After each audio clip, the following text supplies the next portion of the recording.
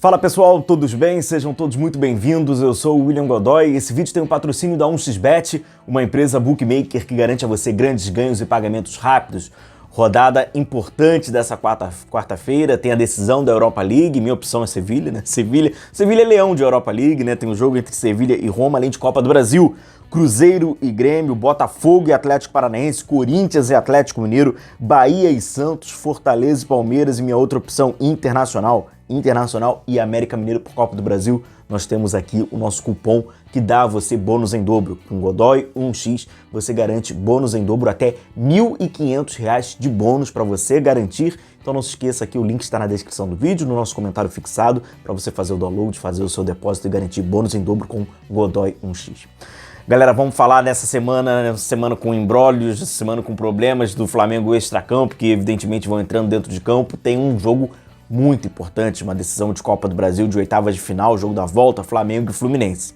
E diante desse jogo, que estaremos lá no Maracanã acompanhando e trazendo para você tudo o que acontece nesse confronto, há uma possível alteração do Jorge Sampaoli, que é lógico que vai dar o que falar, vai dar choradeira, vai dar notícia, vai dar o que falar, que é a possível saída do Pedro no time titular e o Pedro assim começando no banco de reservas. Sem dúvida nenhuma, 80, 85, 90% da torcida do Flamengo vai achar um enorme absurdo a saída do artilheiro, da referência, do homem que bota a bola na rede, do goleador do ano, que apesar de não estar bem com o Sampaoli, tem muito mais coisas positivas do que negativas quando a gente olha o jogo do Pedro no ano de 2023, até mesmo no ano de 2022. Então é claro que o torcedor vai achar burrice. Então a gente vamos tentar aqui trazer, na verdade, qual é o sentido do Pedro no banco de reservas, como isso deve ser encaixado e qual é a exigência do Jorge Sampaoli. O próprio Fabrício Bruno falou que desde do último jogo do Flamengo com o Fluminense, até então, né, desses jogos que passaram, o Flamengo fez jogos de M, concordo. E qual foi a grande diferença do jogo de M que o Flamengo tem feito, jogos de M que o Flamengo tem feito, para o jogo contra o Fluminense? Na minha opinião, o comportamento do Flamengo na fase de organização defensiva. A organização defensiva do Flamengo contra o Fluminense foi aquela organização lá em cima, tentando esmagar a saída de bola do Fluminense, com uma marcação muito ativa, muito intensa, tentando diminuir os espaços, cobrindo muito a bola. O que o Flamengo fez após jogos contra o Fluminense não foi nada daquilo. É uma marcação mais frouxa, uma marcação mais distante, é mais um distanciamento ali do que qualquer coisa. Jogos ruins, aí a última linha fica um pouco mais atrás. Vamos pegar cronologicamente. O Flamengo faz esse jogo contra o Fluminense no empate de 0-0, onde se era para ver um vencedor, era para ser o Flamengo. O Flamengo foi dominante do jogo, empurrou o Fluminense para trás, o Fluminense não conseguia sair, fez esse jogo. O próximo jogo que o Fluminense faz é contra o Botafogo, no estádio Newton Santos, onde, dadas as proporções, o Botafogo tem um comportamento sem bola muito parecido com o do Flamengo. O Fluminense, mais uma vez, teve um problema contra equipes que jogam assim, foi dominada contra o Botafogo. Acontece que, pela ótica do Fluminense, o Fluminense gosta que o adversário venha próximo à sua área para que ele saia dessa pressão, dessas primeiras pressões e tenha, né, mano a mano, tenha superioridade, talvez até numérica, contra o adversário mais à frente. O Fluminense gosta disso. Agora, evidentemente, quando ele enfrenta equipes que fazem essa pressão de uma forma muito coordenada, muito alinhada, vai ter dificuldade. Por mais que sejam jogadores que estejam condicionados, treinados, que façam esse exercício várias vezes, tem uma limitação técnica por parte de alguns que vão ter dificuldade em sair jogando. Aconteceu isso contra o Flamengo, aconteceu isso contra o Botafogo e, a priori, parece que o Sampaoli, então, vai tentar fazer essa pressão de novo. E por que parece? Porque a partir do momento que tem essa informação de que o Pedro vai ser o banco de reservas, o pior o Pedro entrega é isso. Então, quando um treinador vai tirá-lo, vai preterir, fica claro que, bom, vai então fazer essa pressão. Não faz sentido tirar o Pedro e não fazer essa pressão. Então, possivelmente vai ser essa pressão. E aí, por quê? E é a minha opinião sobre o Pedro. O Pedro, ele desalinha essa pressão, ele parece não entender bem o que é a pressão portadora, o que é a pressão, a linha de passe, ele é ruim para fazer isso, porque ele não foi forjado para fazer isso. Ele foi forjado para ser goleador, para fazer gol, mas só que hoje é praticamente inviável não ter essa participação na pressão e o jogador não saber o que fazer, porque um jogador vai desencadear alguns problemas. Antes de nós trazermos, eu vou trazer alguns lances para vocês No jogo contra o Corinthians teve um erro, no jogo contra o Cruzeiro teve um erro que fica muito claro sobre a questão do Pedro, vou mostrar para vocês.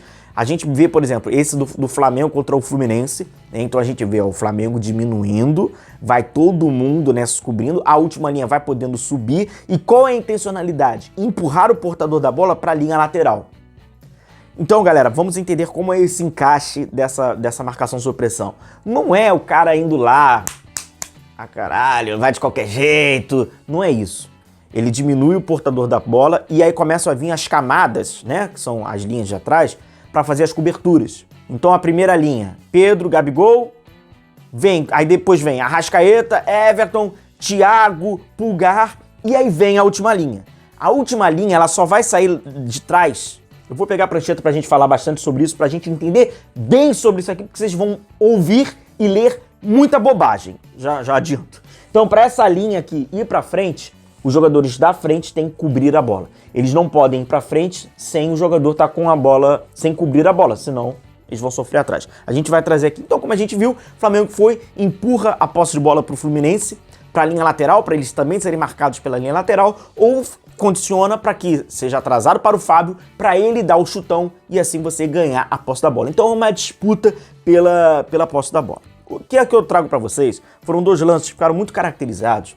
Inclusive, eu passando um pouquinho pelos colegas da imprensa, eu acabei passando por uma fala do Mauro César, onde o Mauro é de São Paulo, né? Então ele não tem essa oportunidade de estar aqui no Rio de Janeiro, de estar no Maracanã assistindo os jogos. E aí ele falou sobre, e teve um destaque que eu já falei, comentei com vocês sobre isso em algumas lives. Quem está no Maracanã, inclusive palavras do próprio Mauro, acaba observando o comportamento do Pedro sem bola, que quem assiste pela TV está condicionado, né? A imagem que é gerada, não observa porque é a questão da bola. E eu já comentei isso com vocês. Então assim, quando a gente até tem a oportunidade de estar lá no Maracanã, eu gosto de trazer imagens como essas, porque aí vocês veem tem uma questão um pouco mais macro, né, do que acontece. Então vamos trazer aqui o primeiro exemplo. Saída de bola, olha lá, o Pedro tenta ajudar, aí vai, a bola não está coberta, ele não tem aquela força, né? Vamos repetir aqui mais uma vez para vocês observarem. Ele até tenta dobrar ali na saída, aí não consegue. Aí vai no zagueiro, até ele chegar, ele é muito lento, vem com uma corrida meio que saltitante, né? Que é da característica dele. E aqui eu trago para vocês um lance que ficou característico para mim nesse jogo, que é uma questão comportamental. E aí vamos lá, o Flamengo tem a posse da bola, vai tentando ali trabalhar, teve uma dificuldade, né, para variar, né, uma enorme dificuldade para tentar criar o espaço, aí joga a bola de qualquer jeito para dentro da área, e aí tem uma transição, vai iniciar a transição defensiva, né, do Flamengo, o Flamengo vai tentando ali diminuir o espaço e tal. Observem lá, o Pedro e o Gabigol, olha lá, o Flamengo tenta recuperar e fica naquele perdinho, olha lá, o Pedro e o Gabigol estão lá na frente, ó, Pedro e o Gabigol, Pedro até como último homem, ó, e aí o Gabigol vai aqui entrando aqui no círculo central, o Pedro ainda não apareceu na imagem, o retorno do Pedro é muito lento para isso, até inclusive de questão de percepção. Aí o Gabigol percebe que a bola vai ser circulada pelo lado esquerdo, vai dar o carrinho, aí passa direto. Olha a atitude do Pedro quando a bola é circulada, olha a falta de interpretação dele, olha onde ele gruda, num lugar que já teria até o Matheus França. Deixa eu só retornar aqui, olha, ele não tem a proatividade, a bola fica completamente descoberta, aí vai lá fazer o cruzamento, então ele fica meio que um assistente, assistindo demais. Pro que o Sampaoli quer, esse tipo de comportamento, e mais do que isso, porque, na minha opinião, o comportamento passa a ser uma consequência da leitura. Esse tipo de leitura que o jogador tem não é compatível com o que ele quer. Vamos trazer aqui a ideia, mais ou menos, para vocês entenderem, inclusive, o que um jogador não cobrir a bola, o quanto ele influencia o time inteiro. Isso aqui seria o Fluminense saindo jogando, lembrando, né, que o Flamengo quer sempre que o Fluminense ou atraia a bola, né, atrase a bola para o goleiro Fábio, para ele dar o chutão, ou que saia pelos lados para ser marcado pela linha lateral. Se o Flamengo cobre a bola, tem aquela marcação agressiva, onde vai diminuindo os espaços, todos os jogadores vão tendo que fazer a cobertura, é fato que a última linha vai poder subir também, então o Flamengo vai estar projetado no campo, né, da saída de bola do adversário. O que acontece aqui é o seguinte: se tiver um jogador, eu tô falando um jogador, que não tem a leitura correta ou não cubra a bola, ou seja, esse camisa número 2, ele tem a liberdade para fazer o que ele quiser porque não tem ninguém à frente, essa linha, ela jamais pode ficar aqui. Porque aí ele consegue dar um lançamento e o campo todo, nas costas atrás dessa última linha, vai estar à disposição. O que então deve ser feito? Se tiver frouxa a marcação, se a bola não estiver coberta, Eles não podem subir tanto e eles terão que a última linha ser condicionada à movimentação do adversário. Então o que acontece? Quando o adversário percebe, normalmente coloca um centroavante para aqui para ficar sempre segurando essa última linha, porque ela jamais vai poder estar aqui. Se ela estiver aqui, é só ele ficar na linha do meio-campo, é regra do futebol, e ele não estará em impedimento. Então quando o Pedro afrouxa essa marcação, ao mesmo tempo, ele acaba exigindo que a última linha não fique dentro do campo, fique de ataque, fique no campo de defesa, onde cria inclusive um Flamengo mais descompactado. Isso pode, inclusive, originar que o Flamengo seja um pouco mais descompactado.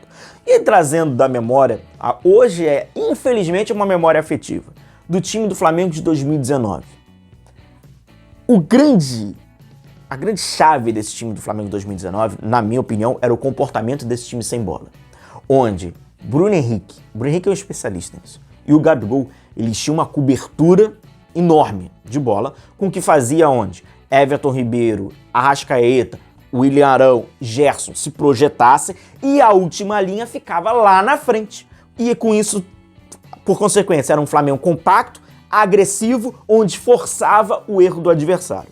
Se o Bruno Henrique ou se o Gabigol não conseguissem fazer aquilo, aquele time de 2019 não iria conseguir levantar as taças que ergueu, porque era a raiz, era a identidade daquele time. A última linha não ia estar à frente, ela ia estar mais atrás, aí ia ter muito campo para correr com o Gerson, muito campo para correr com o William Arão, o Pablo Mari e o Felipe Luiz, que não são jogadores rápidos, iam ficar no mano a mano várias vezes, e o Flamengo não ia conseguir erguer as taças, não ia ter a competitividade. Então o que deu a competitividade àquele time, além de N fatores, é o comportamento sem bola e a necessidade que aquele time entendeu de todos cobrirem a bola para abafar. O que o Sampaoli fez em um jogo é uma pequena demonstração do que pode ser feito com mais regularidade. E não foi feito, né? Foi no jogo contra o Fluminense. Parece ser o caminho. Para isso, ele vai ter que preferir e preterir alguns jogadores. Entre eles, a princípio, é o Pedro. Talvez com o Pedro fora e o Flamengo conseguindo fazer isso, evidentemente o Pedro não vai querer ficar no banco. A mãe dele, muito menos. O que vai ter que ser feito? Talvez instigue ele a entender a importância e ele otimizar essa cobertura de bola. Nada mais, nada menos que isso. Não é preferência, não é preferir meu jogador, não é o meu jogador preferido, está fora. Não tem nenhum. É uma questão de argumentos táticos sobre essa possível escolha do Sampaoli. Agora, se a bola não entrar, o que não vai poder acontecer, abre parênteses. Não ter o Pedro o Gabigol sair demais da área e o Flamengo não ter ninguém dentro da área. E por outro caso, se caso aconteça o panorama do segundo tempo, o Fluminense tem um jogador a menos no caso, né? E até o Flamengo precisava de um homem, agora ter o Pedro para colocá-lo ali dentro dessa conjuntura tática, beleza? Forte abraço a todos vocês, continue se cuidando, a gente vai se vendo por aqui, um abração. Tchau, tchau.